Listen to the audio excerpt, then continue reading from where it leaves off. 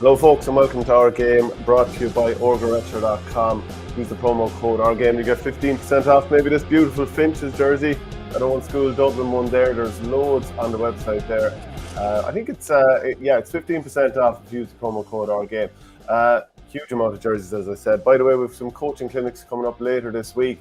Keane Mackey, Conor Gormley and Conor Gilligan, they're going to be up in Derryloughlin and Tyrone. And down in Cork and Kilworth, Colm Spillane, Eddie Brennan and Owen Brissan. So you can get the link to where you can buy the tickets in the video description there. Michael, how's tricks? All good, Shane. Oh, yeah, all good. I think there's a Valentine's Day special on Orga Retro as well. So David looks after, no matter what the occasion, no matter what the time of the year, there's always something special going on. Yeah. So you were at a couple of matches over the weekend. You were lucky enough to be down in Tipperary. We'll talk about that. You know, just lucky to be in the county. But the club allegiance has been put to one side this weekend. It's quite interesting. The Battle of Ballingarry, as we built it last week, Liam Cahill and Willie Maher, Tipperary against Laois. But Tony McEntee was against Oisin McConville, both men from Crossmaglen. That was a Sligo-Wicklow game. But that wasn't the only one either. No, it definitely wasn't. It was. I don't think I've ever you come across the odd time that club mates might be duking it out on the sideline, as we mentioned in last Thursday's show. But for two club mates to be, playing on the field against each other was a bit mad. So there was two Kilkenny clubmen playing for one for Tyrone and one for London last Sunday, which was a bit mad. So it was Liam Dunphy who was playing for Tyrone and Conor O'Carroll who was playing for London. Liam Dunphy had the bragging rights because Tyrone had a great win on what was a really emotional night, obviously in their first, real competitive game since Damien Casey's passing last summer. But just a mad kind of scenario. Like if you said that was going to happen 3 times this weekend where club mates would play, and you look at the teams involved: Tyrone and London, Kilkenny club involved, Sligo and Wicklow, Armagh club involved, Tipperary club in fairness, but Tipp and Laois involved. Just a mad kind of a weekend in that regard. Do you remember a couple of years ago, the two Carey brothers played against each other? It was Michael Carey and Sean Carey, sons of DJ. Wasn't it when UL played UCD in the Fitzgibbon Cup? So they were on opposing sides. But I suppose that's not too unheard of in the Fitzgibbon Cup, but it's still interesting nonetheless. If there's any other the Bennetts might come up against each other in Fitzgibbon as well. Stephen with UL and Shane with LIT. That's happened 1 or 2 times. And I think Carhack Daly is playing Fitzgibbon for Mary I this year, and Irla's playing for UCC as well. So it can happen the odd time as well. I think it might have even happened before, where lads that were living in the same house, might have been Limerick College, ended up playing against each other for 2 different colleges as well. But it's a mad kind of college is kind of mad like that. Yeah, that would have happened an awful lot over the years. I would imagine college teammates or whatever playing against each other. But another one, famously, All-Ireland quarter-final 1973, Limerick against London, Eamon and Ned Ray, 2 brothers, marked each other on opposing sides. So it does happen. So if you can think of any other examples out there, please do let us know. Jack Harnett says, Declan Hannon like a fine wine, only getting better, a joy to watch. Cash is king, he gave some display Saturday night, all right. Okay, Colm O'Rourke, he had plenty to say after Meath's win over the weekend against Clare. So he lost Shane Walsh to injury after 13 minutes, and he didn't have Matthew Costello to call on because he was injured with DCU in midweek. So after the game, which Meath won, he said, we were also forced to take off Dara Campion and Cathal Hickey, who also played Sigerson during the week. It's absolutely ridiculous that Matthew Costello comes back from playing in Cork, and less than 48 hours later, he's put out in a very important game for his college. The timing of the Sigerson is all wrong. We've 6 players tied up in it, and we had to take off 5 of them today. But, you have a panel of about 40. Don't play them. Use other players. I mean, you keep talking about the depth of your panel, county managers. Use your panel. Yeah, I'm kind of conflicted on this one a small bit. I think Colm is right to raise it because I think the competition needs to get its own month or needs to have its own part in the calendar and not be going side by side with the county game. When the county game is all concurrent from January onwards, there's no point in saying any difference. Whereas in December, lads could go and play for their college and there's no pressure, there's no games really going on. So I think he's right to raise it in that regard, but like he does have the choice of whether he wants to play lads or not. He has the choice to manage lads. And I have to say, when there's one championship going on at the moment in football, and that's the Sigerson Cup. That's the only championship that's going on at the moment. And I appreciate league is really, really important. But they, as you say, they have big reserves to go into. But here you go again. Here's the pressure of, and here's, maybe not being able to see past your nose in a way as well, where you're only thinking, we have to win this game. So we're throwing whatever we can at it. And I can understand that too. And that's why he probably needs to have it separate time in the calendar where there's nothing overlapping with it. But he definitely could have called on one of the, at least 36 anyway, you'd say. He definitely has 36 involved.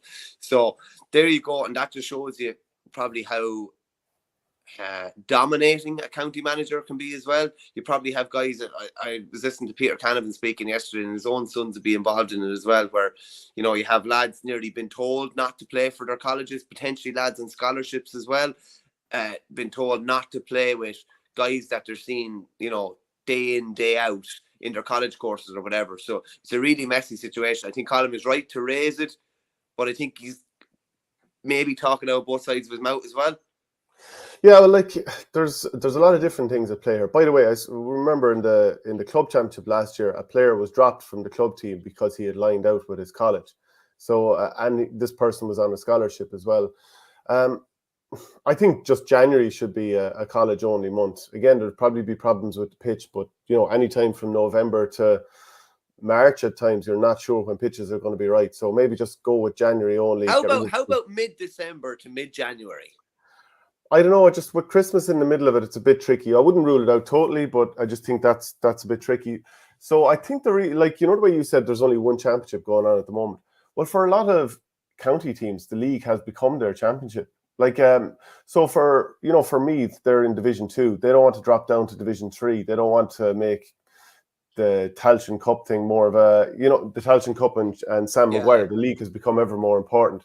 A lot of the teams that are in Division 3 and Division 4 for the last God knows how many years, they're more concerned with league than championship. So I suppose county clubs, all of these things, and colleges, they're all sort of pitted against each other in a way.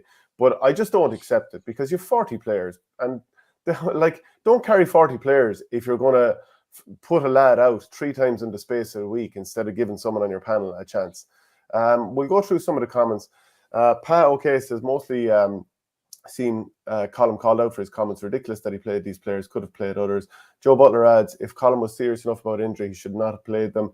Compared to how Kylie used his Fitzgibbon players a couple of years back. League not important according to Dalo. Love to be a not sure. Love to fire a €2 coin at him. He said it was the value of a €2 coin. No, okay. Is it the Division 2 issue, Vernie, that you have to stay up? That is part of it. It's probably a big part of it, to be fair. Yeah, does the new link of League and Championship not take away the liberty for Division 2 managers? And Meath could hardly be expected to perform what with all the kips they're playing in December will be tricky with the college exams. The funny thing about that, you might as well bring that up straight away, because the funny thing about that is that they weren't even playing in the venue that was described as a kip by one of their members of their social media team or the public relations team, who has since been relinquished of his or her duties. Look, at the end of the day, we all know that somebody obviously used the wrong account. Somebody was meant to use their personal account and they'd logged into the county one by mistake. Does it really need all these apologies and all this kind of stuff? Should it not just be like, oh yeah, wrong lad, he posted on the wrong account, and just drive on? Okay, maybe a little brief sorry, but not like, let's not get too kind of caught up with this. Yeah, I just love how you manage several different accounts, I'm sure, as well. And there's times where you're like, I manage a couple of different accounts as well, club ones and stuff like that. And there's times where you're like, oh, where do am you have OnlyFans? No, definitely not. Where you're like, oh, right, that's the wrong one or something like that. Or you usually realise it fairly quickly. I remember seeing someone who's a very, very ardent Liverpool supporter posting something on an official account that they're involved in that shouldn't have been. It was something to do with a referee decision or a goal or something like that. But it can very, very easily happen. I just like an investigation is taking place. Like it's not, some sort of crime hasn't taken place or anything like that. But to be fair, Ronan Sheehan, who raised it, had choice enough words about it, but then when it was taken down or there was an apology, it wasn't really an issue. Yeah, just to rewind back to Thursday night, a couple of the results in the Fitzgibbon: ATU Galway 221, TUS Midwest 118, UCC 19, UCD 13. Over the weekend, we start with Waterford against Dublin. I think so, yeah. Yeah. We said, just because it was one of the most recent games as well, and you can say what you like about league games and maybe the lack of importance or the lack of jeopardy or whatever, but there's a fair crew down in Frater Field the other day and they got their money's worth, in fairness. Yeah, so it finished Waterford 219, Dublin 316, and Waterford were down to 13 men for the last 10 minutes plus injury time, which I think turned out to be an extra 6 or 7 minutes on top of that. So if you're Davy Fitz, you're pretty pleased that your team showed the character to be able to absorb a 2-man loss and still get a draw from the game, because they were losing when they went down to both 14 men. I think they went down by a point at that stage. And then once Stephen Bennett got the second yellow card, they were still down by a point. So that was very good to win the rest of the game, despite being down by 2 men. I think it's very poor for Dublin not to be able to see the game out. And Darragh O'Flynn, who does an awful lot of the work and research for us, he was at this game, and Dublin went 1-5-0 behind. And straight away, Darragh was saying, I thought the warm-up was just very, very static. Waterford were absolutely flying around the place. Dublin was very much kind of stationary, static drills. And he kind of wondered if that kind of led to a bit of a slow start in the game. And I mean, obviously they got going eventually. But do you think that like a really lax warm-up, as it seems to be in this case, neither you nor I saw it, so we're not speaking firsthand on this. But do you think that could explain going 1-5-0 behind early on? Depends. I think it's something you have to see with your own eyes, and maybe you don't know potentially how long they were out in the pitch and what they had done maybe before they went to the pitch. I remember being over the Burr under-21s with Barry Whelan one time. We were playing a quarter-final, and it was monsoon outside. We had them ready inside, and they were literally out in the field 4 minutes, I'd say, before the match. So if anyone said, "Oh, Burnley warmed up for 4 minutes," but mentally they were ready to go and we won the game or whatever. So I think listen, you need to be up to a certain pitch. I always like to have a blow before a match. Like, you'd like to have the second win got, but different players are different, and we don't know exactly how much they've done, but the slow start would definitely maybe suggest that they weren't at full tilt. And by the sounds of things, it sounds like Waterford definitely were at full tilt the other end. Yeah, I suppose the red cards, I think Stephen Bennett, he obviously didn't, it wasn't the worst slap in the world, but, it did merit a red card. He has to go for that. And then Jack Fagan, it's a second yellow card at that stage, so I don't think he can have any complaints either. By the way, what a catch from Keane Boland for the high ball that went in. That was brilliant stuff. And some of the other, like the penalty early in the game, Paddy Doyle pulled back a Waterford player. I suppose, yeah, that was a penalty as well. And you know what? Jamie Barron playing a full game. We were kind of just chatting beforehand. Now, we hadn't had a chance to go through all the games, but that's probably his first full 70-minute game since 2021, whenever they lost to Limerick, isn't it? In or around. He definitely played that full semi-final against Limerick. He ended up in the full forward line after. And I'd say that was, how well he did in there, and his ability to play that different type of role is probably, partly due to why Davy maybe is looking at him in a different area and around the half forward line or drifting out into midfield, but not necessarily been one of the two midfielders that are always there. Yeah, he's had a good few little bits and pieces that have kind of held him back, particularly last year. Like, when he's fit and flying, to me, there's nearly no one better in around the middle of the field. I think if you were building a midfield, you'd have Jamie Byrne and Will O'Donoghue to complement each other. Like, what a compliment they would be to each other. One lad who's, the real enforcer, maybe doesn't get forward and score that much, whereas Byrne does and gets forward and chips in 3 or 4. Just on a couple of points he made there, the Jack Fagan pullback was 100%, what it was. will they be pulled in championship this year if they happen? We saw kind of nearly different rules enforced in league and championship last year. Even I'm seeing with the hand pass. I was down at Tipp the other night. To me, it didn't look like they were enforcing the throw like they were last year. And then I saw in other games where they were kind of enforcing it. So just interesting to see whether it's going to be refereed differently from league to championship again. I don't think Stephen Bennett can have too much of an issue, really. Kind of did swing back, and it did look like he landed a bit of a punch. And that's a bit of a disaster for him now. It's a bit of a disaster for a lot of fantasy hurling teams as well, because we suffer the points of a red card been sent off, and him obviously missing. What's he going to miss? One game now, anyway, at least. So, a bit of a disaster. And he's joint captain for Waterford as well. You want to get a run of games. So disappointing from his point of view. But listen, if you do the crime, you're going to have to suffer the punishment that you get from it. Yeah. Did you get a chance to do the fantasy hurling league?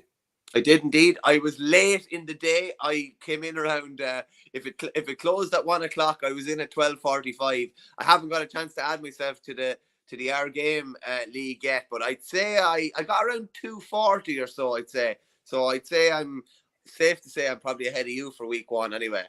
No, I got 251. Oh my God! Okay. Well, yeah. Listen, I'll jump into the OurGame one when I pass you out, maybe at the end of this weekend. Do you know? And I knew it was going to be a masterstroke putting Seamus Kennedy in, because he's lined out as a back in it, and he got 27 points over the weekend. Just Davy Fitzgerald got 32. Billy Drennan 46. Jesus. Calum Lyons -1. Damn you, Calum. That's a bit of a killer. Had you David Fitzgerald in as well? Because he's down as a wing back. There's always one or two that you can find that have maybe changed positions this year. Kennedy been one case in point that, if he scores a point, even as a wing back, but he's playing in the forward line, they're worth huge points. That's why I've kind of changed my tack a small bit. I don't go for as many free takers now. I go for maybe 3 forwards that will, chip in 2 or 3 from play and not hit any frees, and then maybe 2 or 3 really reliable free takers like Stephen Bennett and Donald Burke, etc. Yeah, I put in Cian Kenny as another one now. He's named. Yeah, I've seen him centre forward. He had a goal chance. Saved actually. In the early minutes of the first half. I was only watching it back last night, but I would have expected him to be on the score sheet at centre forward. Do you know what I mean? Yeah. I was disappointed with that now. Just by the way, for Waterford, Stephen Bennett scored 2-7. That was all place balls. Austin Gleeson came off the bench. He hit 4, 3 of those frees. Michael Kiley got a couple, as did Tom Byrne and Jamie Byrne. For Dublin, Donald Burke scored 1-7. 1-5 of those was from place balls. By the way, the way he does this thing of hanging out at right on the sideline, pretty much in midfield, and just someone hands him the ball and he just turns and pops it over, and every point kind of looks the same. As I was watching it the other day, even though he only scored 2 points, I was like, this is real Billy Dooley stuff here. He just hangs out at the sideline and just pops it over there. Billy like that, where after scoring 3 replica points at the end of 94 Ireland, he was hardly able to breathe at the end. I was actually just watching Donald Burke the last 2 days he played. Is there a case in point for, a more man-markable person? I'll put it to you that way. If you give him, he just kind of, as you say, he slips away, drifts away. If he gets that half a yard, he leans back, he scores from anywhere inside 100 yards. He literally needs somebody to follow him the whole time, or he can just do that sort of damage at will. Yeah, Keane O'Sullivan scored a couple of goals. Really nice finishes, especially the first one. Conor Prunty was soloing out with the ball and misplaced pass. That can happen. Obviously, teams are trying to work it out from the back, so it's just not going to be perfect all the time. But the way he soloed, was about to give the hand pass initially, held on to it a little bit more, quick 1-2 with Alex Considine and finished nicely. And then his turn for the other goal, I think there was a little bit of a slip from Conor Gleeson, but he was very much hot on Keane O'Sullivan's heels. But O'Sullivan sort of shaped one way, then the other, went the other and lashed it into the net. So that was a very good finish. And Cian Boland, who got man of the match, he hit 3 points. Alex Considine hit 2. So let us know who you think was played particularly well that over the weekend. Can I just say to you, Shane, a Cian Boland, if you look at a forward, and just off the top of my head, I'm not going to put them in any particular order, but if you have, would say, Donald Burke, Cian Boland, Alex Considine, we'll say Danny Sutcliffe, Cian O'Sullivan. That's just 5 out of 6, and just off the top of my head. But they're all different. Yeah, Ronan Hayes. They're all different types of players. And you'd say in Considine, Hayes and Sutcliffe, you've 3 guys who are, probably 6'2" minimum, bulky players and, well able to win their own ball. And then maybe a couple of silky players with them. There's a decent balance to that. And I think that's what Dublin are craving. And the kind of Considine could be from what we've seen at club form, even the last couple of years, he could be a big player for Dublin, particularly with some of the, bulkier players maybe that they're missing this year. But they need that balance in the forward line. And I think in one way, I'm thinking Micheál Donoghue will be disappointed to not get a victory. And then you're thinking they're 1-5 to no score down. They're missing, 10 players from last year, 6 or 7 really, really big players.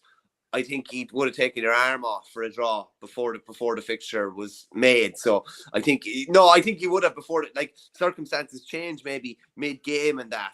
But I think they'll be happy enough that a few new faces stood up, because then they're going to need a lot of new faces to stand up this year. Yeah, Sully 180 says Dara Gray should have been sin bin, but he didn't pull the player to the ground. So he didn't drag him all the way down to the ground. He certainly did foul him. And I think another player came in and gave a hit as well. TV Street says a relatively unknown Dublin team gave plenty of bother to Davy. Dublin's fitness and pace were very decent, a little better from range, and they'd be dangerous. If Dublin can entice 1 or 2 back into the squad, they'll have a chance of getting out of Leinster. Is Davy the man to solve Waterford's discipline issues? Do you see it as a discipline issue? I suppose it was lashing out a little bit from Stephen Bennett. I mean, he has to be cuter than that. Who's the furball who matches Verney for hair behind him? Yeah, my wife was just left for work, so this lady is making all sorts of noises there. I had to mute there for a minute. Was there a show last week or the week before where you could just hear her trying to get out the door? Just on Dublin as well, they still have that, they still have really, really good spine as well. I know maybe Shane O'Donnell maybe shouldn't be taking those as many long shots as he was, but he did get one, I think, when it was key, when there were 2 down at the end. Dara Gray's a really good player. Conor Burke's probably as good a player on the ball as there is in the country, and he always tends to do the right thing with it. So there's still the nucleus there to work with. And from a Dublin player's point of view, I'm sure they're thinking, and this is no slight on any previous managers or anything like that, but I'm sure they're really buying into what Micheál is selling, in the sense of they have an All-Ireland winning manager coming to town, and I'm sure what himself and Franny Ford and Noel Larkin are selling, I'm sure all the boys are buying, and they're really buying into it. Yeah, Kilkenny beat Antrim 118 to 15 points, so 6-point victory there. I think it was similar enough sort of scoreline when they met in Nolan Park last year. So Antrim are competing well against Kilkenny the last couple of years, and they'll probably have to keep this going over the next number of years, because there was obviously a period where they weren't as competitive as they'd like to be. Now it feels like they're starting to get a little bit of a foothold in Division 1. Yeah, there'll be the odd kind of bad result like there was against Tipp last year. But from Kilkenny's point of view, do you think winning by 6 points here is something that Derek Ling will be just like, okay, I'm happy I got the win? Or will he be thinking, I need to be probably winning games like this by a little bit more? Probably pleased that Billy Drennan got 1-8, 7 frees, and that Mossy Keoghan got 3 points. Paul Cody got a couple.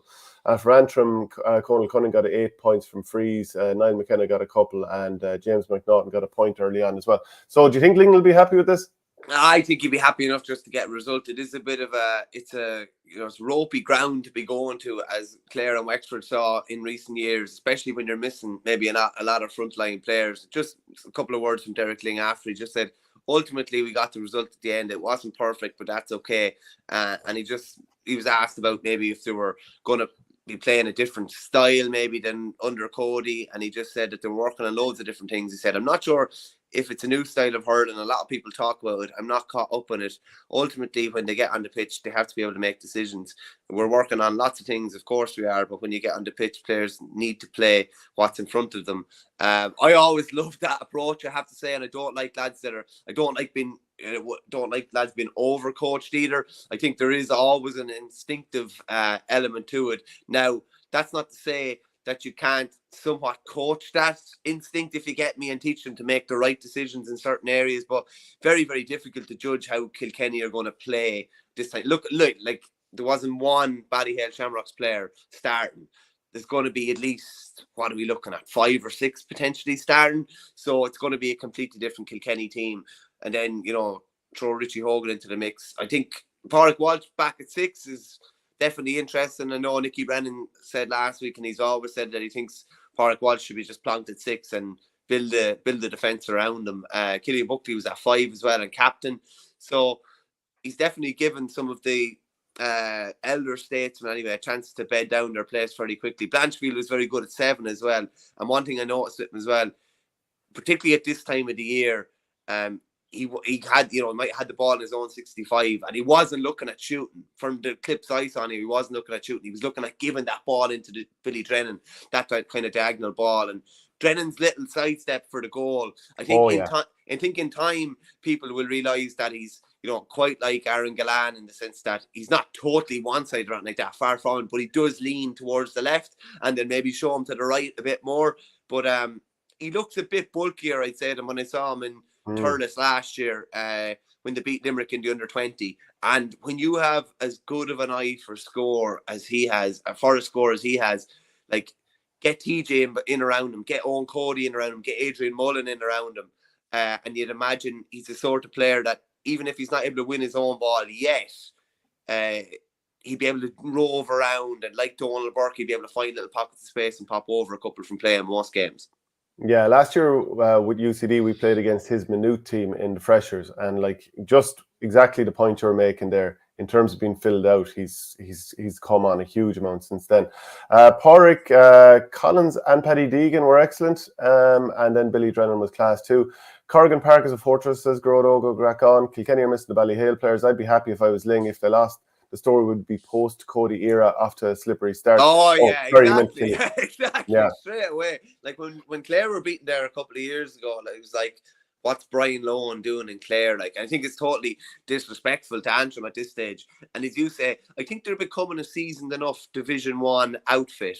And they just want to make sure that they don't get caught in any relegation scrap rat like that, which I'd have to say at the moment, they're well ahead of where Laois are at the moment. But Niall McKenna did say after that, they're sick of moral victories and anything like that. I think you might just read out the quote there. He had a very good performance, but just kind of sick of being close in these games and being close to beating Kilkenny and being close to beating several different teams. Yeah, he said it's a real sickener. It's getting to the stage we need to get away from this should have, could have, because we can't keep going on with these narrow losses. We need to start getting over the line, and we need another big push, go at it in training and get the results that we think we deserve and we need.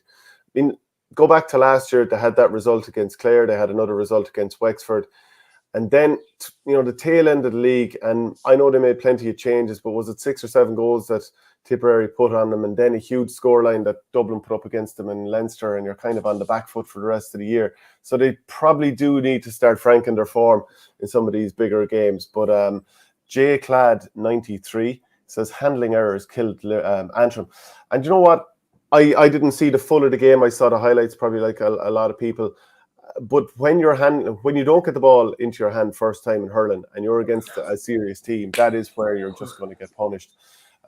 Okay, so let's go on to the next fixture, which is Galway's win over Wexford. This was a Division 1 Group A fixture, but it also doubled up as the Walsh Cup final. And like in the second half, Wexford just completely faded. I was making a few notes after the game, and I think it was at one point in something like 28 minutes of the second half that Wexford hit, and it was just completely taken over by Galway. How much do you think Henry Shefflin is going to be pleased by this, or will he care? I mean, it's the first time that they won this since 2019, the Walsh Cup, and for him, it's a first title as an intercounty manager, so no harm, I suppose. Yeah, exactly. Yeah, and like this was a mad kind of a game. Wexford were in complete control in the first half, like literally owned the ball. Free taking issues probably came back to roost again. Lee Chin was missing. I wouldn't, if I'm being honest, I wouldn't have him in the top tier of free takers in the country. Now he's become an awful lot more reliable, but when he was missing, Conor McDonald tried them. I just don't like that style hitting frees. I never have. That's just a personal thing. Like, I don't like left-siders hitting frees as well. It's just something I don't know. Never liked it. Yeah, I don't. I think Pádraig Mahony's a brilliant hurler. Funnily enough, he was actually at the Dublin Racing Festival on Sunday while Waterford were playing, which I thought was interesting. He's probably trying to get away from it all. I don't know. I think that the lift is a lot more of a lottery in that style than in the traditional style. I think he'd say as well himself, like he's had some on days and he's had some off days, I think, with Freeze as well. But I just don't like the style of it. Whereas I just think the traditional style, that's just a personal preference. Joe Dean with the little, was it the right foot step back, I think? He had a very short rise now. And some of the others is maybe a bit of a lottery. Dio O'Keefe hit them as well. I think he hit one, ended up in around the edge of the square. When you're going for All Ireland titles, or you want to be in that equation, you need a TJ Reid, you need an Aaron Gillan. Who else are we talking here? You need an Evan Nyland is an unbelievably consistent free taker, to be fair to him. So Wexford will definitely be disappointed from that regard. But once the game got away from them, like Galway were just streaking away. There was lads popping over points at will at the end. I think it'd be disappointing how Wexford folded. Darry Egan would be really disappointed about how they folded on home soil in particular. And they won all 5 group games last year. They're off maybe, not to a great start, but it just probably does show you as well, when they're missing Chin, when they're missing Rory O'Connor, they're probably going to struggle a small bit.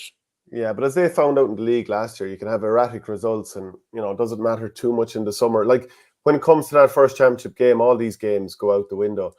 Evan Nyland, he scored 10 place balls in this match. Probably needs to start adding a little bit more from play. Conor Whelan and Liam Collins scored a couple each. He had a penalty saved as well, Shane. An unbelievable save from Mark Fannin. It nearly looked like the ball was behind the line. Like really, really good reactions. And that was like most of the penalties were scored this weekend that I saw anyway. But yeah, I think like he does need to be nailing down a place, doesn't he? Realistically, like they have Conor Cooney to come back. If it's a free taker they're looking for, they need more than a free taker. They need somebody who's going to chip in 3 or 4 from play in every game. And I think Jason Flynn played a slightly different role than I've seen him before, which was coming out, collecting the ball and popping it off. Like I can picture him doing a couple of switch hand passes to play lads through. So maybe he'll be used slightly differently, and he's definitely a good free taker. Donal O'Shea could take frees as well, I'd imagine. It's funny you say that. Flynn gave that lovely pass into Donal O'Shea for a lovely point in the first half at one stage. And Flynn is a player that Shefflin clearly likes, because I remember he started in that Walsh Cup game against Offaly last year, Shefflin's first game. He got injured. He came back in. I don't think he'd much done before being brought on in the Leinster final against Kilkenny last year. And he was parachuted into it. So he's clearly a player that Shefflin likes and has bought into. Maybe he feels he can get more out of him. He is a player who's probably about 6'4", very fast, and he can hurl, but probably still needs to add something to his game. It feels like there's something missing. While I mentioned Donal O'Shea, Richard Hogan says, there's a job for Thursday. Put a calendar together for this time of year. Hard to juggle club, third level and county. Donal O'Shea lined out for all of UCD, Galway and Salt Hill in 7 days last January.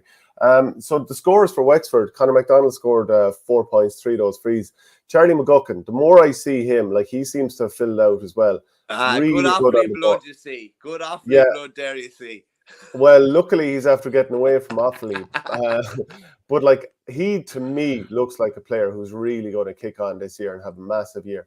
But like Wexford and this shooting from 100 yards, I mean, at half-time, Nisha Waldron was on TG Cahir interviewing Niall Corcoran, who of course is the coach for Wexford, and he was talking about a really low shooting efficiency, I should say, in the first half. I feel like he said something like 42%. That's right, yeah. And I was like, well, every game Wexford are shooting from 100 yards time after time. That needs to be beaten out of the game. Fair enough, Damien Rex scores the odd long ranger, Liam Ryan, and a few other defenders come up and score. But at what cost? I mean, what's the point in getting 3 or 4 points from your defenders if you've also got 16 wides and they could be responsible for half of them? Keep pinning in a nice ball to your forwards and put the rival backs on the back foot. I think over the course of the game, you'll get more than the 3 or 4 points that your backs popped over from 100 yards. I'd agree with you, yeah. Like, to be honest with you, you've probably played maybe even full back in games where you're thinking, I'm under a bit of pressure here, there's a bit of space inside, and you have a hero trying to put it over from 100 yards, and you're just like, lovely, and you're shepherding the ball out over the line. And like I've often said to men I'm marking, just they're killing you in here, like, it's like you have like 30 yards in front of you and they're not playing the ball into you. So, like, to be honest, unless you're Dermot Burns, And unless you're maybe a handful of other lads, I think, and Burns delivers plenty of ball in, but when the opportunity is there, he go forward and drive it on. But I'd be the same as you, much higher percentages to get the ball into the guys who are, in around that D, 45 yards out-ish. When they get the ball in their hand, they should score. That's why I like David Blanchfield from Kilkenny the other day, delivering ball inside to lads. He delivered definitely a good ball into Drennan, a good ball into Mossy Keown as well, and they both scored from them. Like I'd love to see what the percentage chances of a half-back, scoring, particularly this time of the year, compared to when you get it inside. Like, you're definitely doubling or tripling your percentage chance of scoring, I'd say, if it's a good ball in. And obviously Limerick are the best team when it comes to delivering nice ball to their inside forwards. Like the other day, there was a few times when they were easily within shooting range, around midfield at the sideline, a place that I wouldn't want backs or midfielders shooting from all that often. But they play a cross-field ball, just across the D for the far corner forward. Well, it's obviously two-man inside line. But from midfield, a few times they played that lovely ball, that one bounce ball that drops right in front of the inside forward, rather than taking those pot shots from 100 yards. Like, that's worth its weight in gold over the course of a game. For a forward, puts you on the front foot. For the back, he's kind of terrified. He's probably going to even stand off a little bit more the next time. Henry Shefflin, after the game, he was thinking about their clash with Cork, and he goes, "We've 8 days to prepare for Cork, which will be a serious step up. The real step up will be April 22nd when Wexford come to town to Pearse Stadium." Tipperary beat Laois 232 to 18 points.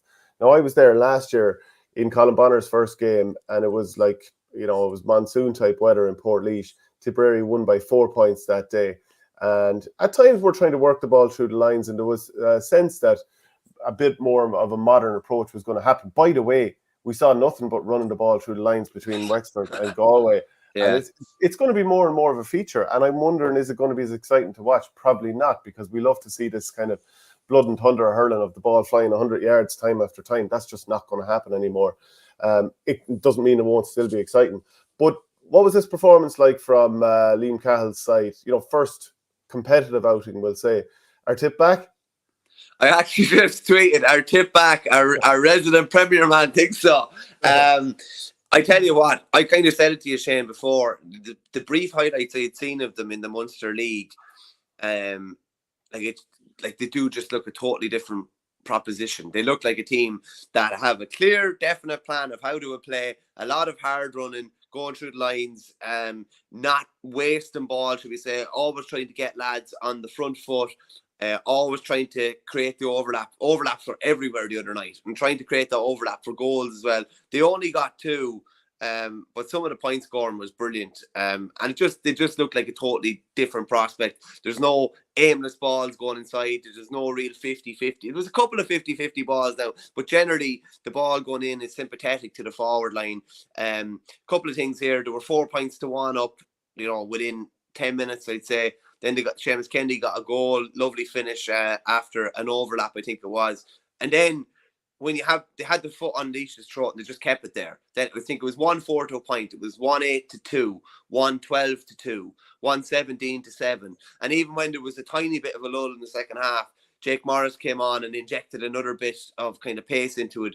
So they went from being 6 up to being 10 up to being 13 up to being 17 up to being 20 up. Do you know what I mean? And I think that's a really good sign of a team not switching off. It's a really good sign of lads knowing that they have to keep the foot to the floor. And I'm not going to read too much into the game itself, but I'll read a fair bit into what Cahill, Bevins and co are trying to do in Tipperary. And it looks like they're all singing off the same hymn sheet now. And that's hugely promising, I'd say, from a Tipp point of view. Yeah, 14 different scorers. I mean, that kind of says it all, really. Can I just say something as well? Bonner Matter wasn't one of them. And he actually played a different role and was as effective as we've seen in the county game in many, many years. He was in around full forward. A lot of the time, Sean Ryan was playing in at the edge. Bonner was sometimes playing maybe 20 yards in front of him. Then at times there was 2 men inside. But Bonner played inside quite a bit and was coming out. He looked very sharp. His touch was very good. I don't know if you saw Seamus Kennedy's goal, but Bonner I did did. lovely roll, lift and spin all in one motion, and that kind of set up the goal. But he looked really, really sharp. He got the guts of about 50 minutes into him. Noel McGrath was the same. John McGrath playing starting his first game for Tipp since he did the Achilles, to the best of my knowledge. First competitive game anyway.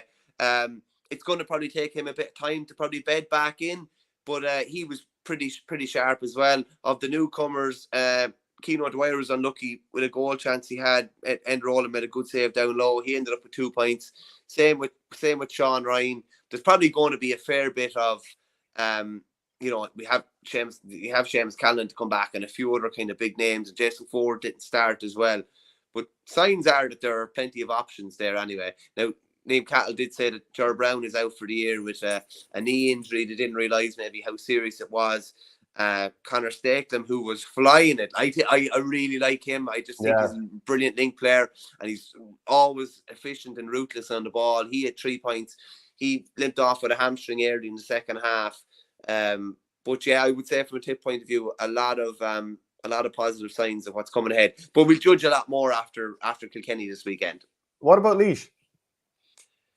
Yeah, would have been disappointed with Laois, to be honest with you. Paddy Purcell didn't start. He came on at half time, made a difference. Ross King didn't start either. He came in, he was quiet. He only really got on the ball near the end of the game. They just physically probably looked like they were well off the pace. And now at inter-county level, if you're physically off it, it doesn't really matter how good your hurling is at inter-county level. It's grand. Like, if you can get the ball, your wrists are as good or your shooting is as good, but they weren't able to get on the ball a lot of the time. There were probably few of them that came away with much credit. I'd say Tomas Keys and James Keys were two of the few that did. I think Tomas hit 4 points from the middle of the field and James hit 2 from wing forward. But they were well off it. No point in saying any different. They were well off it. And while it was more competitive in the second half, they just were never able to get to the pitch of it. And I'd say it's worrying enough for what's coming down the line as well. I think they have Antrim in one of their last games, which would be, their biggest game. That'll be their relegation semi-final, if you get me, to try and avoid that relegation playoff, probably Westmeath. Was Jason Ford even on the panel? Was he carrying an injury? No, he was listed, yeah, but just didn't come in. I don't know if that's anything to do with what we described about, there having to be a certain dynamic in the forward line and certain types of players and not too much of the one player, if you get me, and a lot of mobility. But he was listed, but he didn't feature. Yeah. How did Noel McGrath play in midfield? Noel was all right. Not probably one of his, more influential games. Hit a point, I think. But again, it's funny. Like, you wouldn't say, and not having a go at Noel right here because he's one of the best players of his generation. He's probably not one of the fastest players in the game, but he's always moving. And it makes such a difference. Like, you've played inside, particularly in the full-back line, maybe, where it's just, it's all bang, bang, bang, and you can get caught for maybe pace in there. Noel is out around the middle of the park. He's always moving. He's always on the front foot. He's never flat-footed. So he always gets himself into positions. It was the sort of game where a lot of lads played well, but it was probably one of Noel's quieter games, I'd say. Yeah, and Seamus Kennedy then, he scored the goal. By the way, I think physically Tipperary looked like they've taken a bit of a step up. Or is that just me, or maybe is that the tight kit or whatever? Yeah, I don't know. Is it like the Dubs back in the day where we used to say that they had personalised kits nearly built around their own bodies to make them look even bigger? But they do look physically very strong, imposing. I thought Ronan Matter was very good in defence as well. And he wasn't driving ball maybe as much as before. And he took a couple of shots on, but I think he took shots on when they were there to be taken on, not when you're on the back foot or, standing 100 yards out. He was more in around the 65 when he was taking scores on. Michael Breen at full back I think it's going to be an interesting one over time. My only concern from him as a full back is I think he tries to do too much sometimes.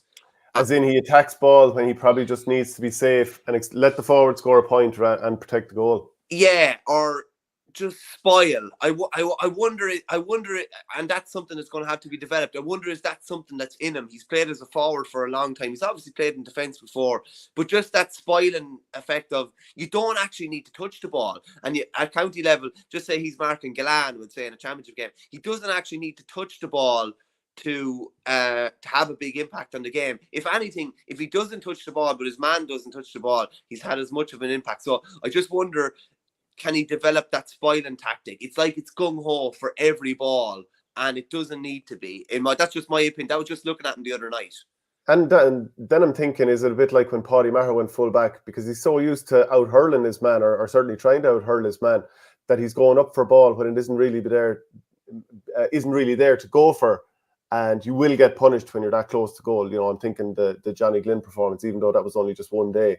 But maybe, yeah, well, that's something that I'm sure that they'll look at. They probably will see that. Breen missed the ball in the first half, and it was just before half time. Forget who had the least chance, but he missed the pickup. It was a clear goal chance after Breen kind of. I just think maybe was trying to do a bit too much, but that's something that they'll work on, I'm sure. Yeah, sure. It's only his first proper competitive game playing there in a long time. After the game, Liam Cahill was asked about the likes of Seamus Callanan, Bonner Maher and Ger Brown. He goes, Seamus working behind the scenes with us in training, working really hard, and I expect to hopefully see Seamus over the next couple of weeks. Bonner retains all his energy and enthusiasm that he had since the first day he joined. He's a big leader in our dressing room, and he shows that on the field as well. We're very happy to get him back onto the field and get good quality hurling into him.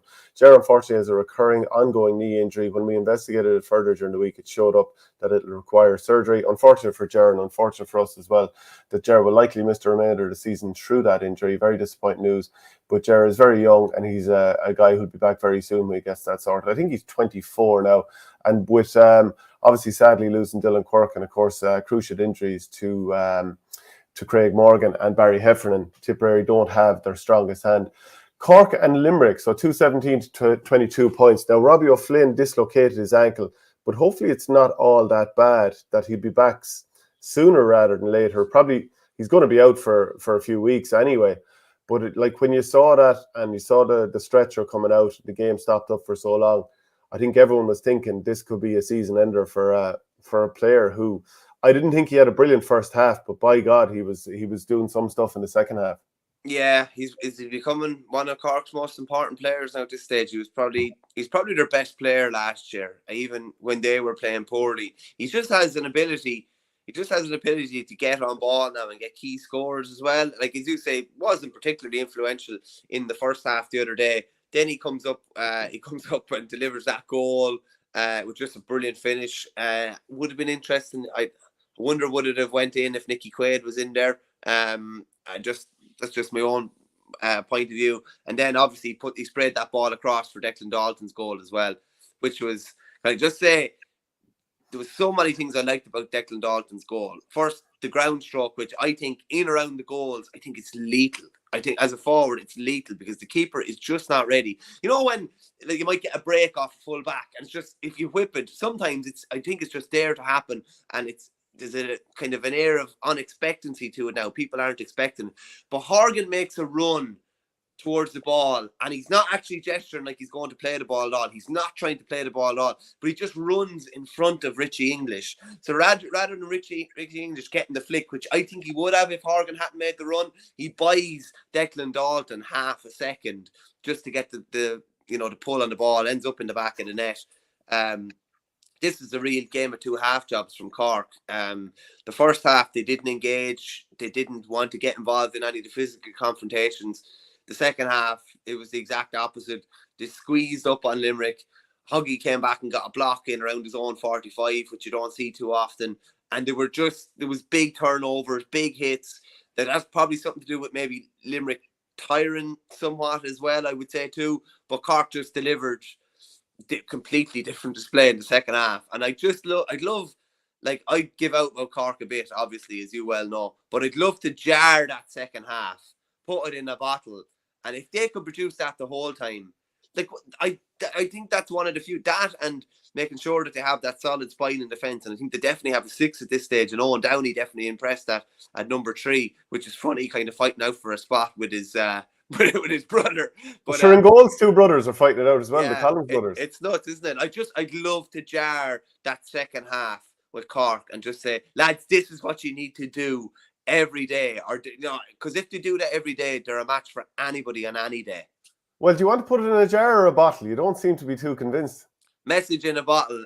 You can ask you. I think I've just made up a verb. Is to jar something a verb? I'm not sure. Well, you can jar your knee. You can indeed, yeah. But I just listen. You could see it probably meant a lot to Cork the other night. It was to go to 20,000 there as well. The appetite for it is unbelievable. But it would have meant probably an awful lot more to Cork the other night than it did to Limerick. But I think it's important that they didn't start off the league with it. It was 35 minutes, not great, but at least they finished with a big flourish.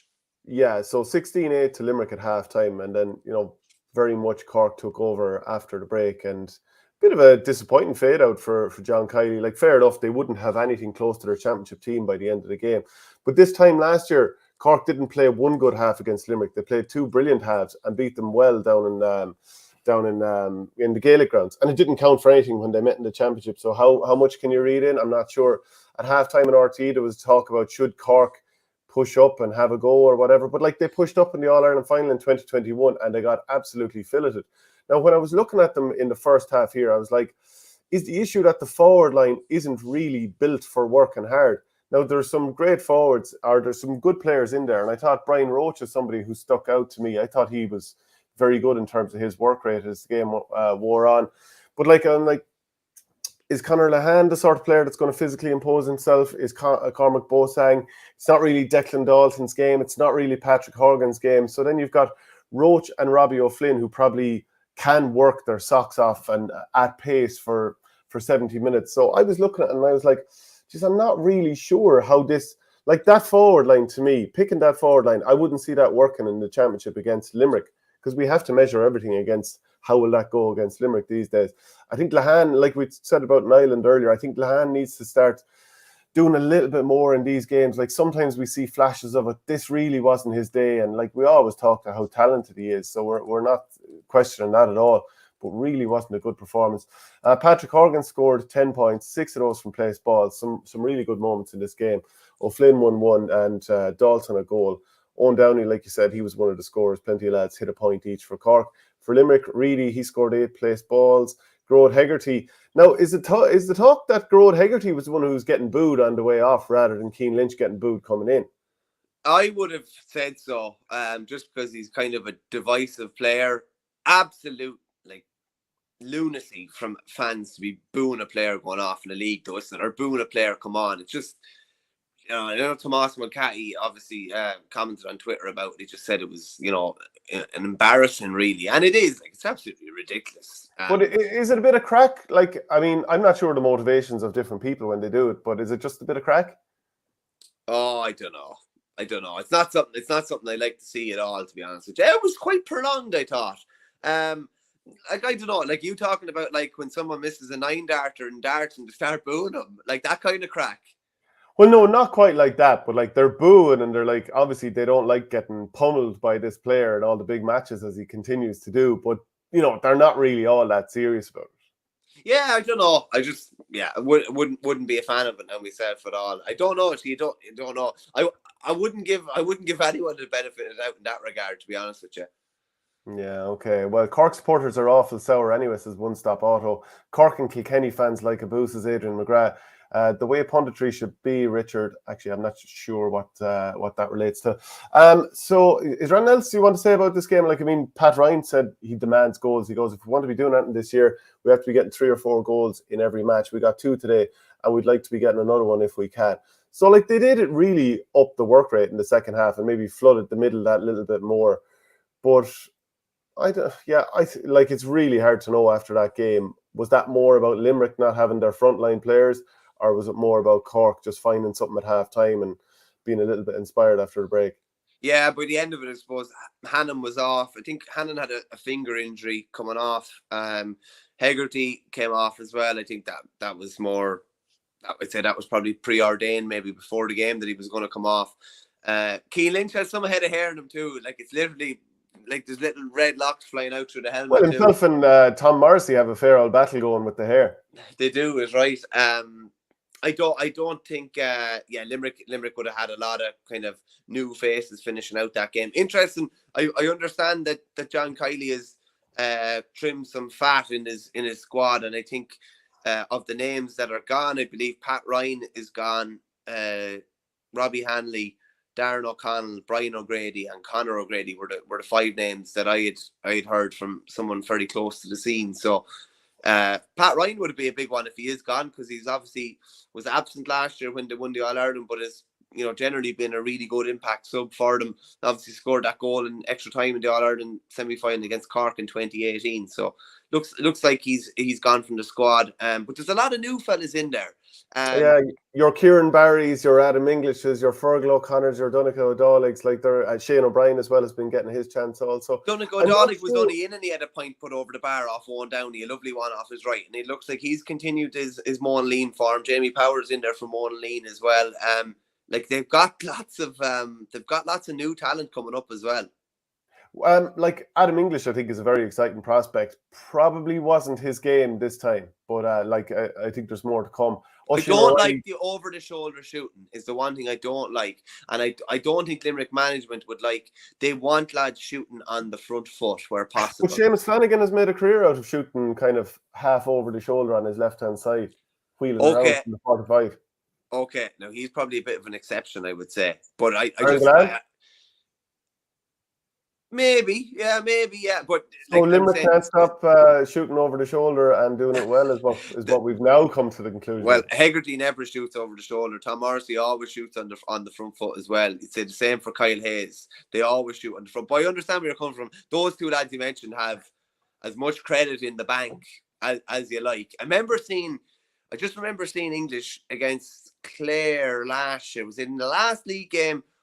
I think it was in the last league game. I just remember throwing it up and getting blocked down. And I remember thinking, Jesus, they won't like this. I just think they play percentages. Connacht is a numbers man. They play percentages, and that's a lower percentage shot. I thought Colin Coughlin was good going forward. I would have a worry about him going backwards and when he's put on the back foot. But there's plenty of new talent there to be bedded in. Yeah, Oisin O'Reilly didn't really happen for him. Seen him play some great games for Kilmallock in the last couple of years. And then Seamus Flanagan was the one, for the most part, playing closest to goal. Aaron Gallan obviously isn't there at the moment. I'm not sure it worked perfectly for him being the closest man to goal. Maybe it'll be a bit of a bedding in period. He's obviously been really impressive over the last number of years, so you wouldn't back against him really taking over in that role. But Owen Downey did pretty well, as you'd mentioned already. He got a point off him as well, didn't he? Yeah. So that was pretty impressive. Clare battered Westmeath 427 to 14 points. That's a worrying enough defeat there, isn't it? It was 25 points. Yeah. And I think Joe Fortune has gone into this league with his eyes wide open, but oh God, that's not a good way. It's not a good way to start. Like going through and Adrian McGrath will hop off me here, but Clare aren't like the strongest team in that group. There's plenty of other strength there. So it's not going to get any better for Westmeath, I would say, going forward. So very, very difficult result. Like they conceded 31 scores. I think both left before halftime or both left before full time because he didn't like Clare going for goals. He thought they were taking the proverbial. But they walked a couple in at the end. Mark Rogers had a brilliant finish, teed up by Dave Fitzgerald in the first half. Mark Rogers is a player that we know fairly well, but maybe the greater hurling public doesn't know him that well. But if he stays injury free, like he's going to be one of the better forwards in the country, I'd imagine. Yeah, Aidan McCarthy's good return this year has continued. He scored 10 points, 5 of those frees. Rogers 2-2, Ian Galvin 3 points. Plenty of players popping up with scores for Clare over the weekend. Killian Doyle, he scored 8, 3 of those from play. Kieran Doyle with 2. And Joey Boyle, he was one of the players who scored a point each. Can I just ask something, Shane, here? Can I just ask something really quickly, right? I didn't see this game, but I'm just going on the highlights that I saw. So, if Peter Duggan's not hitting place balls for Clare, and he doesn't seem to have as much of an impact on the game, and do some players almost need to be hitting place balls to be getting into the game? He seemed to be very quiet here the other day. This is obviously he's going to be his second season back after coming off a break. I'm just wondering. Like, what are you really saying here? Is No. he meriting a place without hitting threes? Yeah, well, Tony Kelly's probably going to hit frees come championship. I was just wondering, there were times last year when he had a big impact for Clare. But I thought maybe, he actually tried really hard against Kilkenny that same day. And I remember him tracking back with no hurl and turning over a ball. But I just feel like he maybe he can have a bigger impact in play maybe. But listen, it's the first game of the league. I'm probably been a bit overly harsh there. Yeah, like I did think that after the first few games in Munster last year, he did have a tough time of it. And, after missing a couple of years of training at that level, it's going to be very difficult to hit the ground running, especially for a full, busy year. But if you were to add up, like if you were to name out 6 forwards, it's Clare's 6 best forwards, who would you be naming? You'd be naming Davy Fitz, you'd be naming Tony Kelly, Shane O'Donnell, Aidan McCarthy, probably Mark Rogers at this stage. Fair forward line. Yeah, then like you've other lads that you could throw in, like Aaron Shanaher, obviously Peter Duggan, and there's definitely a couple. Robin Mounsey, yeah, and there's probably another 1 or 2 that we're not even thinking off the top of the head. Probably someone really obvious, and we're not quite thinking of them. That's a fair forward line, isn't it? If they're all fit, that is a fair forward line. Yeah, Rogers and Meehan, like Shane Meehan's another one as well. He's a very good player. Is Tony Kelly injured? You'd be hoping to see him back on the field pretty soon. So let's see the next fixture then. Carlow scored 11 points against Kildare's 25. Geez, that's a very worrying result for Carlow, isn't it? It is. I believe they were down a couple of bodies. I was only chatting to someone about this yesterday. But it's a worrying result from a Carlow point of view, and worrying that this kind of hot and cold nature that kind of blighted their season last year is back again. Like they were so cold at stages of the McDonagh last year, and then they dominated Offaly in that last game and denied Offaly a kind of a final place. So it's kind of up and down a bit from a Kildare point of view. They're up in 2A now. I think they only came up, I think, from 2B last year, if I'm right in saying, or maybe last year or the year before. But that's a fair statement win, you'd have to say, from the very, very start. And I think there were 3 Bourne brothers playing, the Bourne identity. And one of them was, I think it's definitely, Reen is one of the Bournes anyway. The 3 names escape me, but one of them. Jack? There could be, yeah. And what the youngest fella was playing for Naas CBS as they booked their place in the Brother Bosco final, the Leinster Colleges football, the day before. So he played against Coláiste Column Tullamore, it wasn't Coláiste Column, but they played on Friday, and then he togged out for Kildare on Saturday. So he had a fairly busy period, and I think they're playing Coláiste Nave Cormac in the hurling semi-final. Could be today, actually. Could be today. So busy time.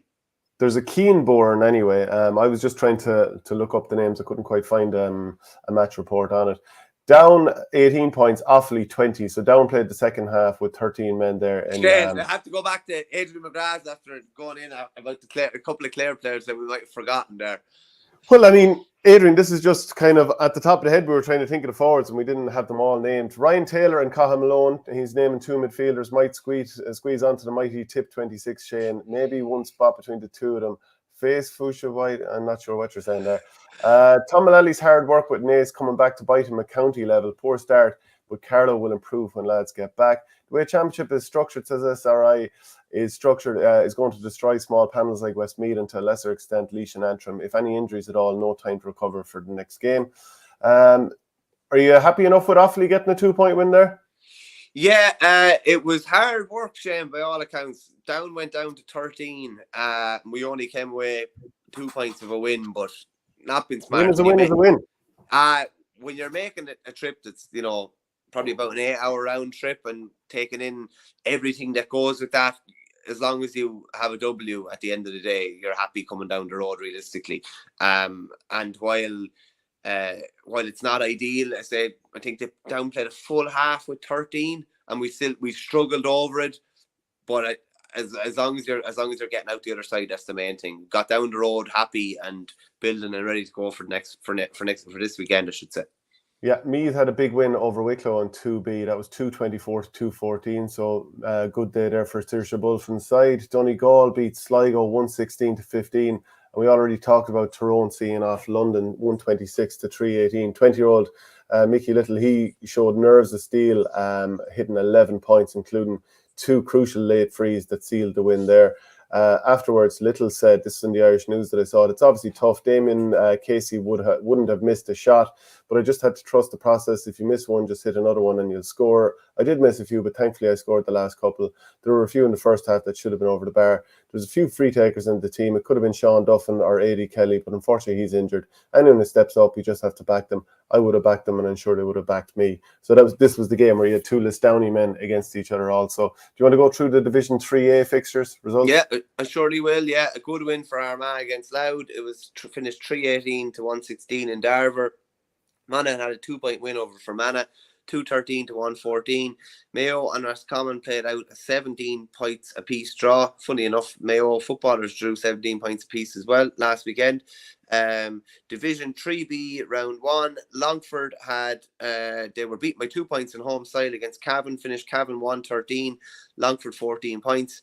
And Leitrim had a huge win over Warwickshire over in Park Nahairn. It was Leitrim 121, Warwickshire 3-6. Shane, I don't know if you saw any of the Harty Cup, but I was just looking at the scenes after.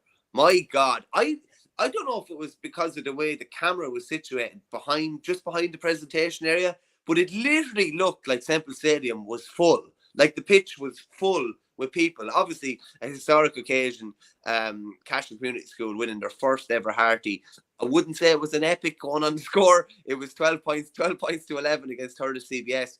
But I just couldn't get over the amount of people that were there. And I would listen, I know logistically and financially it would have been tricky, but wouldn't have been great if the Harty was on as the curtain raiser to Tipp on Saturday or something like that. But obviously had enough people to be added as a standalone fixture here.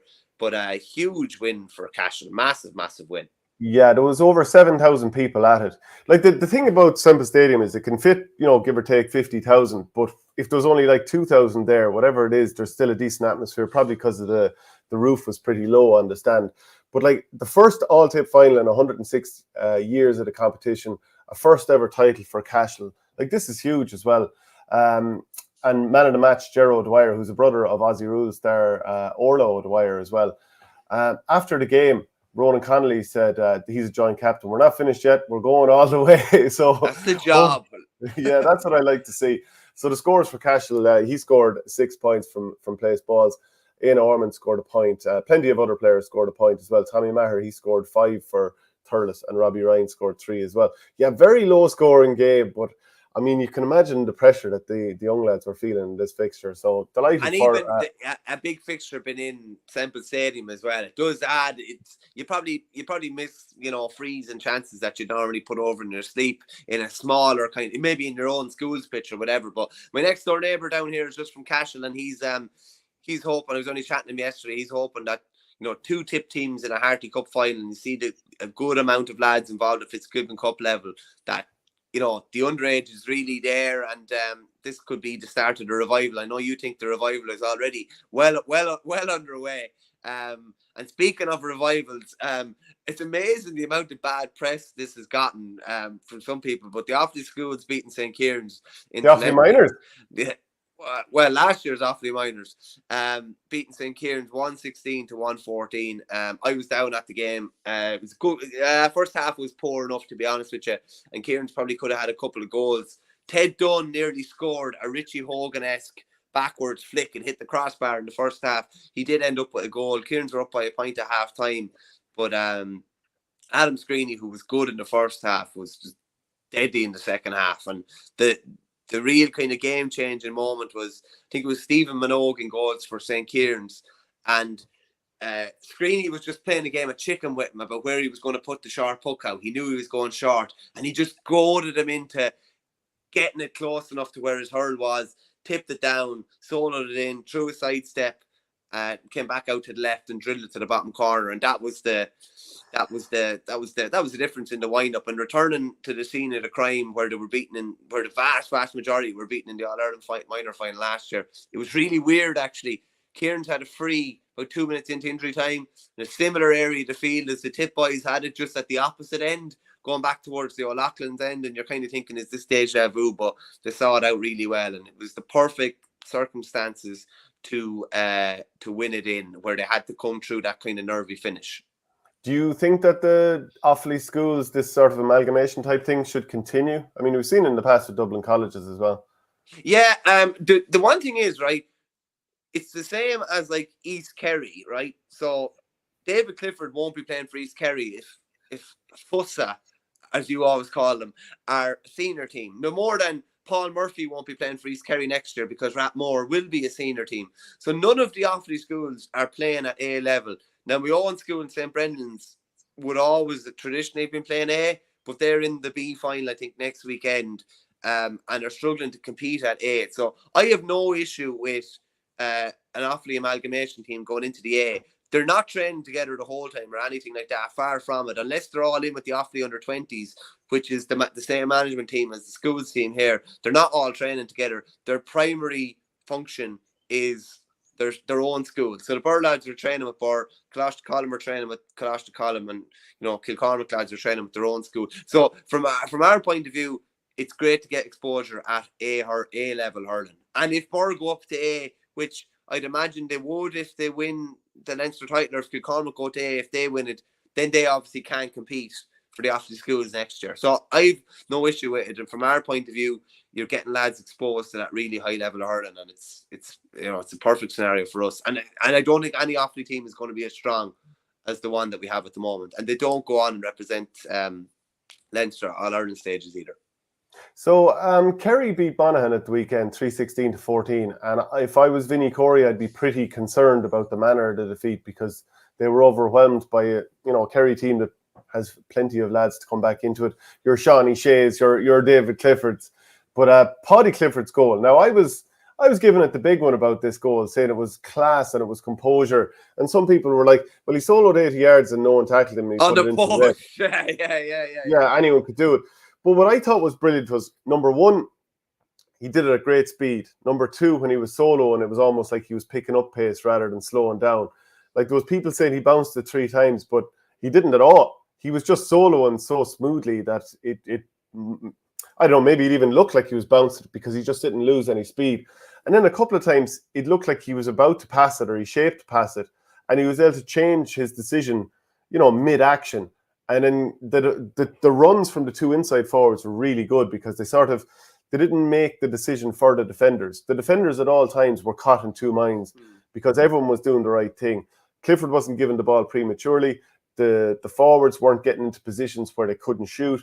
So everyone did the right thing. And then for a finish, he was just able to sort of shape one way and then finish it to the back of the net. It's looked so simple, but there's an awful lot of really smart play going on, and also just the smoothness of how he carried the ball. I thought it was brilliant. Like us here, Shane, as well, though. He just head up the whole way. He's soloing off the left the whole way, but he's always scanning. And I think the idea of, if he wasn't as comfortable on the ball, maybe a defender would have came to him a bit earlier, maybe because he's looking down or something like that, or he's giving himself a chance or an opening. But I'm the same as you. Listen, it probably was unopposed, and Vinnie Corey would be like, there was a lot of lads missing in action, I would say there. Like, where was the spine of his team? It just all seemed to be gone AWOL. But it's not gas. Like, we were talking about, like, how David Clifford was going to be rested, maybe, and we'd probably put Paudie into that same bracket, because they've essentially had the same workload outside of Fitzgibbon or the Sigerson last year, and Paudie was back the other day. And that's probably a bit of a statement from Jack, I'd say, as well, of they were really disappointed leaving Ballybuffet that day without points, and they needed to get points on the board. And they looked a different prospect the other day. I'd have to say about Monaghan, though, like, is this the end of that Monaghan team that had been so competitive for the last decade? There's a lot of new faces in there. They're probably missing a lot of familiar faces. Like, they've been so ultra competitive at Division 1 level. And I know Dick Clerkin always says, that they have one of the best records against Kerry in the league, and they've gone down to Kerry several times and gotten results. But it does look like it's changing there, and Vinnie Corey has a fair bit of a rebuild on his hands by the looks of things. Yeah, he does. I'm looking through the team here, and where people are used to looking at plenty of the names like Ryan Began, Ryan Wiley, Desi Ward. There are plenty, and Conor McCarthy obviously leading the forward line as well. He scored 5 points, albeit 4 of them for frees. But yeah, it was definitely a concerning performance for them. And Jack O'Connor said afterwards, we were trying to bottle the frustration as good as we could and try and bring it into the game today. So the lads reacted well. 3-16 is a good score. I thought there was a lot more purpose to the way we played today. After 20 minutes above in Donegal, we started to slow down the pace of our play. We went lateral and backwards and sideways, and it doesn't suit us. We can't play like that. We need to play the game at pace. That was the message all week, and I thought we did that today. They also hit lovely kick passes inside to their forwards, which makes it really difficult for backs, especially if they're probably not that much cover around them. Geez, Davy Burke is having some start as manager of Roscommon. Beforehand we had, I suppose, predicted who would go up and who would go down and all that kind of stuff in all the different league divisions. And I think that we both sort of think that Roscommon might struggle this year. But by God, 2 wins from 2, they're not doing so bad against Tyrone and then against Galway. So the 2021 All-Ireland winners and the 2022 finalists. Yeah, Davey said after, like, that maybe it's a bit harsh on them to be described as a yo-yo team, but just going through history, like, they've been up and down, up and down, up and down, and you're just thinking a new manager coming in here, maybe even Conor Devaney retiring. I know he didn't really feature last year, and like, that's an unbelievable result, and 2 completely different types of performance. They kicked 3 goals the first day, and it was like real low scoring, real winter fare the other day, 9 points to 8. They'll be absolutely delighted with that result. It puts them in such a good position, and they're probably thinking at the moment, probably Monaghan, Donegal. I would like Donegal are going to be under pressure. I'd say maybe we should have thought about it a bit more. I just thought Monaghan would, and maybe they will yet. They're just so seasoned at Division 1 level. I thought they might be able to see it out again, but they look like they're going to struggle. And Roscommon, yeah, just fascinating stuff really from Davy. And I just have a few quotes here from Davy actually as well. He just said, if you had offered us 4 points before, obviously we would have taken our hand off. And look, we're competitive. That's what I want. League football is not championship football. I'm acutely aware of that. So all I want to know was are we competitive at this level, which I think we are. And now we have a massive bank to do to be championship ready. It's not fair on this bunch of lads to get this title of a yo-yo team. I suppose it's in black and white, but I think they're better than that. They've put themselves in a really, really good position, you'd have to say. And a lot of people are saying that that it's been said before as well that Roscommon might be a bit ahead of other teams physically.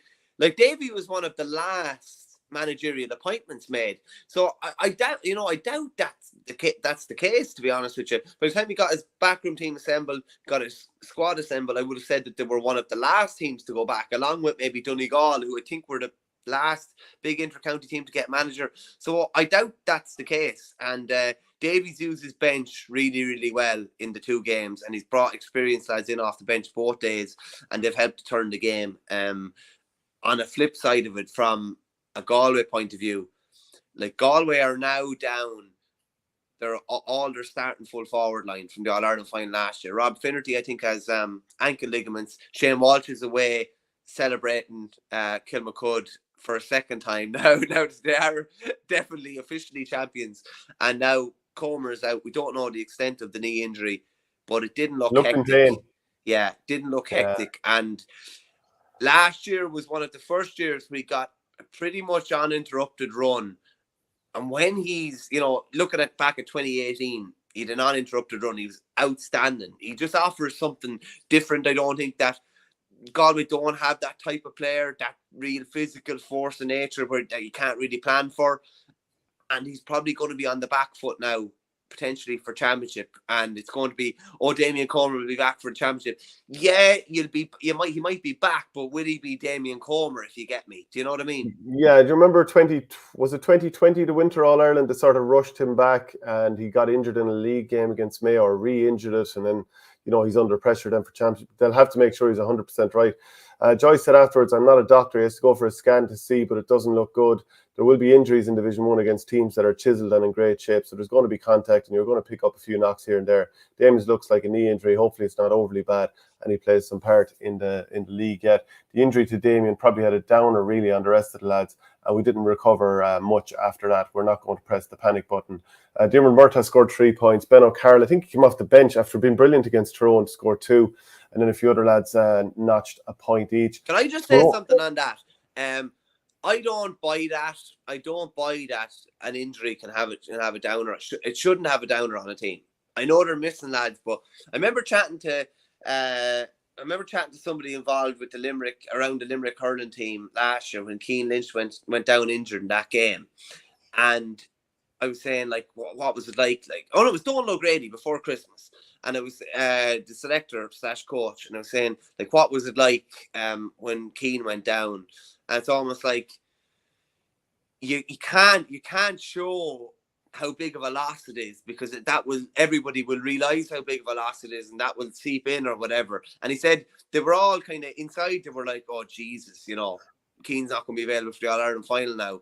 But they weren't outwardly showing that. And I think it was Donal that said it. The second half of that game, it happened just before Cian Lynch went down, just before halftime. He said the second half was as good of a half an hour as hurling that they've done all year. It's like lads just grew and realised whatever. But I just don't think you can make an excuse for a lad going off, even if it is Damien Comer or whoever it is. And to be honest with you, I wouldn't, even if that was true, I wouldn't have even put that out there on the record if that was me, but that's just me. Yeah, so Tyrone beat Donegal 16 points to 8, and I think keeping a clean sheet will definitely have pleased Brian Dooher and Fergal Logan. Darren McCurry scored 7 points. 6 of those were frees. 1 of them was a mark. Dara Canavan, he scored 3.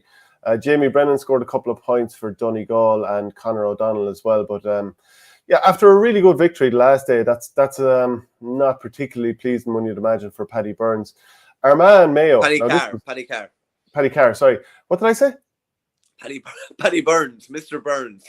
Yeah, sorry. Frank Burns was playing for Tyrone. I got that one a little bit wrong. But Armagh and Mayo, this was a really exciting game. It was on TV on Sunday. 17 points apiece. Now, there's lots of good to talk about in the game, but this game really stood out to me. The closed fist swinging arm as a tackle in Gaelic football. It's going to have to be stamped out pretty soon, because it's dangerous at times, and it is catching players in the head. I only got to watch the highlights back, so needless to say, there was no swinging arms in the highlights, unfortunately. It's amazing. Your highlights are grand. You see the scores, but you don't see the story of the game. I'd agree with you there. I think it's a really dangerous tackle. And it's something that really needs to be clamped down upon. Like, if you look at it even in hurling now, like when you go around and wrap the arm around someone, even around the neck, like you're literally thinking you could get red here now. And that's just the way that they've stamped down on it. Hurling is gone. But that closed fist kind of tackle is, you know, it's unbelievably dangerous as well. Yeah. So you'd have to say there's a duty of care in every player to make sure you're not, you know, not saying anyone's going out to hurt anyone, but that you're getting in a tackle fairly, but that you're protecting the person that you're going to be tackling as well. But it was a brilliant game. This is probably one of Aidan O'Shea's best games in a long time, I'd say, in a Mayo jersey. I know there was the odd little turnover near the end, but I thought he got in an awful lot of ball and was hugely influential. And Mayo got themselves, it was kind of the opposite of last week. So Mayo, having been chasing the game, got themselves into a winning position, would have hoped to have seen out the game. And then it was Armagh that were going looking for the leveller at the end. Now, I have to say, I think Green O'Neill bought that last free at the end. I think he knew himself. And listen, we've probably all done it to an extent at the end of a game. But he went down and he was just looking up straight away, like he's like, you know, has it worked or whatever? And it had worked. He kicked one off the ground to put one in it, and he kicked that one over to level it. Two really exciting teams, you'd have to say, to look at, particularly Armagh. Shane, I have to say as well, Ethan Rafferty, right? I think he's a different version of the roving goalkeeper, because he's number one, an outfield player. Like, he throws a sidestep that's as good as, you know, any outfield player would. And I think he's probably more dangerous in that role than anybody else in the country, just because of that, and because first and foremost, he's an outfield player. He's not a keeper. And he has the outfield player's instincts where, with the best will in the world, some of the other keepers do not look nearly as comfortable as him on the ball. It's a bit more mechanical or robotic, shall I say. He's such a useful tool for them going forward. Yeah, so you wonder, is it more difficult to convert forward like he is into, or a midfielder into a goalkeeper, or get a goalkeeper to kind of play outfield to some degree? A lot of them do play outfield for their clubs, or some of them certainly do.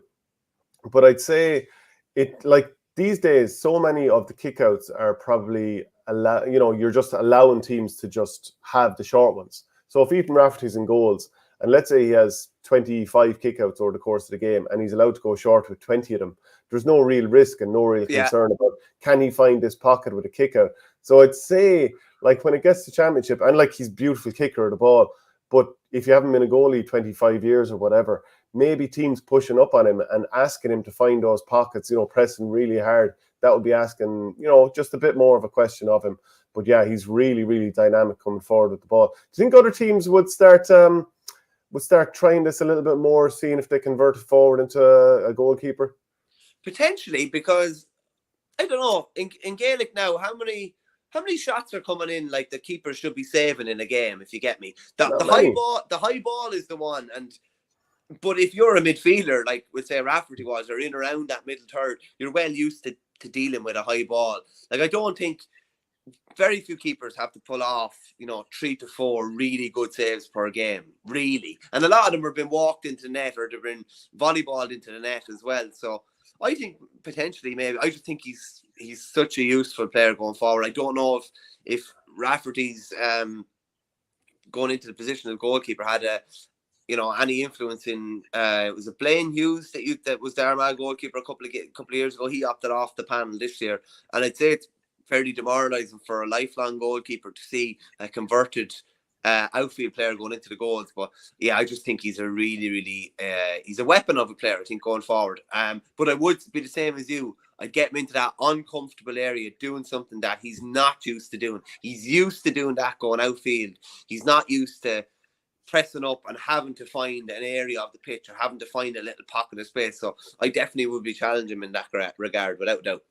And I'm waiting to see who is going to be the first outfield player in hurling that becomes a goalie. We often see a young lad thrown in goals. He might be a corner forward or whatever, but because he's such a good touch, he's made sub-goalkeeper for his club team, and maybe for the first year or two ends up in goals before being promoted to outfield again.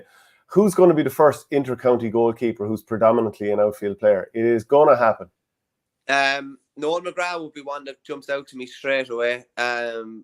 Bubbles would be another one, I'd say. Noel McGrath would definitely be one. I think Noel McGrath played in goals for the Our Lady's Templemore Harty team when he was in first year. I remember I did teaching practice there years ago, and I think they said that. Just let me think of other lads. He definitely be one. Canning back to Galway to playing goals. Imagine the laser like puckouts. You get to get him out to hit line balls as well, yeah. It's that type of player. When you're talking about that type of player, you're really talking about the cream of the crop in terms of the basic skills of the game, and having those wrists, and having, like, Canning has such a beautiful his mechanics of hitting the ball. Noel McGrath be the same as well.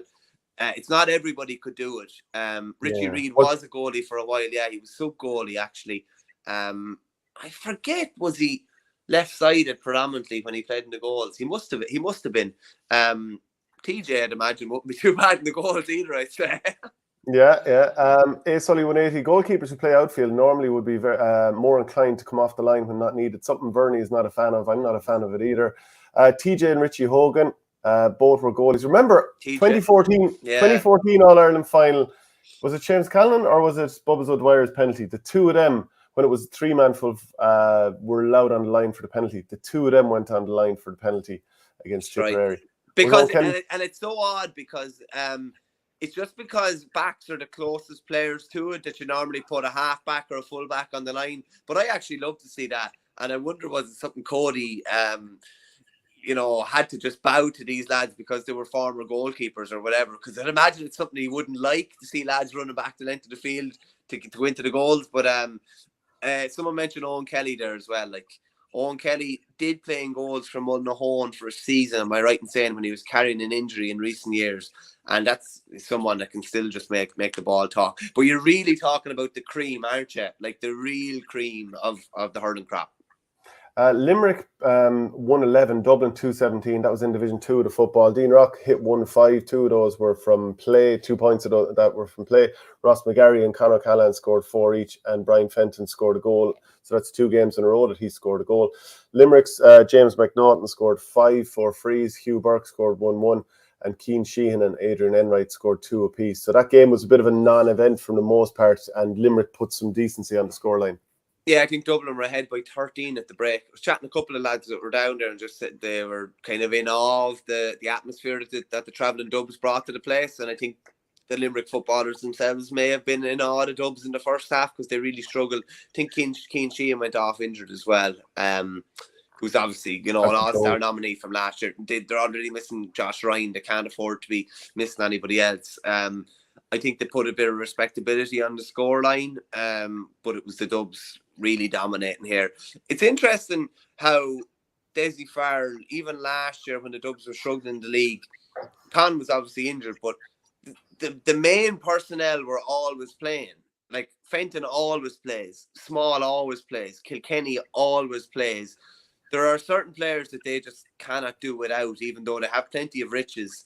And, Dublin are potentially looking decidedly ordinary without 4 or 5 of those big names, and they can't really afford to be without any of them. But it's just interesting to see that they're really taking Division 2 very, very seriously, and getting back up is just all that's on their mind at the moment. And they will play, if everybody's fit to play, they will play those games at the moment and just want to get up. I think they have to travel to Derry, and I think that they have to travel to Cork as well. So 2 difficult trips, and they're going to have to get a result in one of them if they want to go up. Yeah, the supporters will enjoy the trips though. Louth lost to Derry 111 to 211. But Louth are continuing to perform well, so Mickey Hart I'm sure he'll be pleased enough with that, even if it did end in defeat. I think they were ahead up until late on. Derry, they're yet to be beaten this season. Shane McGuigan scored 1-5, won 3 of those from place balls, including a penalty, plenty of penalties over the weekend. Darragh McConnon scored 3 for Louth, and Samuel Roy also scored 3. Liam Jackson with their goal. Meath beat Clare 4-8 to 16 points. Donal Lenihan with 2-2. Jordan Morris with 1-2, and Jason Scully with 1-1. Did you notice the 2 goals in, I think I saw it reported 11 seconds that Meath got? One was, I think this was the one that was played across soccer style, and the ball was kicked into the net, soccer style also, and then a kick out straight away, goal for Meath again. Although I'm not entirely sure if it was those 2 goals that were back-to-back in the 11 seconds or a different one, but scoring a double soccer style goal, not bad going from me. Yeah, it'd be a lot of traditionalists pulling their hair out. Was the kick out after the goal an intercepted short kick out? Yeah. Oh, madness, Shane. No, then don't talk to me about this bravery stuff again. You tried to have a pop at me over being brave before. If you're after conceding a goal, you take your time, you put the ball down, you put it, and you go short. You do, and you basically, they've lost the game on the back of it. I think I have to say I'm all for that. There's a time and place for it, particularly when it's going well. But like, if you're after suffering a goal like that, particularly a soccer style goal, which surely takes a hit at your ego, and then you go short and like basically hand them the game, that's an absolute killer. 7 goals in 2 games for Meath. You'd have to say that O'Rourke is definitely trying to play an attacking style. I told you about being at the O'Byrne Cup game where they were going laterally inside the 65 of the opposition, and he just kept shouting, go forward, go forward. That's obviously something that they're trying to do. They've scored 7. They've conceded big point tallies, 19 and 16, but they haven't conceded a goal yet, which is, I thought, a pundit going into a pundit go back onto the pitch and kind of think he'd have fanciful ideas of how football should be played. But the fanciful ideas he has obviously are, we're going to score a lot of goals and we're going to try and not concede any. And the 2 lads that have come in from the Meath ladies as well, like the Meath ladies were so tough at the back and conceded, low enough scores. That's a good sign for them going forward that they're not conceding goals anyway. Yeah, we'll see how they'll get on when the competition stiffens against the likes of Dublin and Derry. Cork beat Kildare 214 to 7 points. That's a big blow for Kildare, especially in Newbridge. And Cork would probably feel a little bit unlucky at how they lost to Meath the last day out. But that's a fairly pummeling victory there, and a little bit dispiriting for Glenn Ryan and co. Division 3 then. Just quickly, victory. Shane. Last year, Kildare beat Dublin in Connacht's Park. They drew with Kerry. I think they drew with somebody else in Connacht. Maybe I'm wrong. They got really good results in Connacht's Park last year. They obviously beat Mayo there a few years ago in that that Newbridge or Nowhere game as well. Like 214 to 7 points. They were running Dublin close down the stretch in Croke Park the week before, and they scored 7 points against not Lappin's Park. Cork are a good side, but like they weren't coming up against the reigning All-Ireland champions or anything like that. And they were as a team traveling half the country to get up to them. You'd have to say that's a disastrous result, and that's all hopes of promotion from Division 2 gone. Derry will not slip up like that, and Dublin will not slip up like that. So now you're looking at Kildare. This is potentially have ramifications come championship time. They could end up back in the Tailteann Cup now if they don't get to a provincial final, unless they book their act up an awful lot over the coming weeks. Yeah, downbeat Antrim 218 to 217. They scored the last 1-4 to make it 2 wins from 2. That's a tough one for Andy McEntee and Antrim to take. Cavan battered Tipperary 119 to 17, and previously the Breffni Park has been a decent hunting ground for Tipp. Westmeath hammered Longford 416 to 9, and since Longford won the O'Byrne Cup in pre-season, it just hasn't been going their way ever since. Offaly, they beat Fermanagh 19 to 18, so it was 1-1 apiece at half time. What sort of vomit are you playing? Huh? A classic. You go away, will you? It's whatever narrative suits you on a week. Next week, I'd say, they played a lot of men behind the ball, very defensive. They're entitled to do whatever they want to do. Pure vomit. Pure vomit. No, only messing. Lean Kearns and no, I'm only messing. It wasn't great. It wasn't, definitely wasn't award-winning stuff in the first half. But to go up to Antrim last week, get a result, and for Fermanagh coming to town after a very good result against Longford last week, Liam Kearns be delighted. 2 from 2. Bernard Allen came on, scored 5 points, and I think Cian Farrell came off the bench and kicked the winner as well. Real cutthroat division, so we'd be delighted to have 4 points on the board without a doubt. Yeah, Carlow beat Waterford by 4 points, 111 to 10, and London and Leitrim was 115 to 312. So victory for Andy Moran's side. Wicklow 12 points, Sligo 18, and Laois 118, 113 for Sligo. Sorry, for Wexford. Now, of course, we're unprepared for the goal of the week. I literally realised it. It's like a second and a half before it comes up. I'm like, oh no. Yeah. You go first there. Hurling and football. No, don't be putting me first at all. I've no interest in going first at this one. The hurling one, I'm gonna give it to. I didn't actually mention Gerard O'Connor when I was talking about Tipperary, but he was very good in their win. So I'll give it to Gerard O'Connor from a hurling point of view, and from a football point of view, I'm going to give it to Derek Hanneman. He kicked 3 points for Tyrone in their win over Donegal, and that was more like what we know he's capable of. Okay, I still have no idea. Do you know what? Patrick Horgan for answering his critics. I'm not sure who's criticising him, but we were highlighting what he said last week. And in the football, I'm going to go with Paudie Clifford just because I'm backing that goal so much. I just thought it was absolutely class. Just a reminder, we're brought to you by OurGaretro.com, so use the promo code OurGame and you get 15% off. There's a huge range of jerseys and zip-up tops, the whole lot. We've got coaching clinic coming up this week in Derrylock and Tyrone, Keane Mackey, Conor Gormley and Conor Gilligan.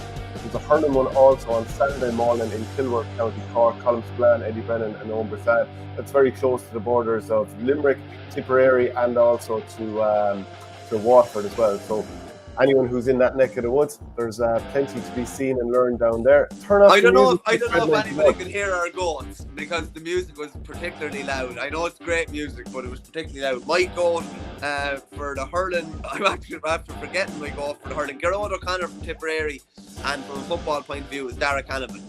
Okay, so that's it for the show today. If you want to get the audio podcast, go to patreon.com/OurGame. Michael, chat to you on Thursday. Sound, Shane.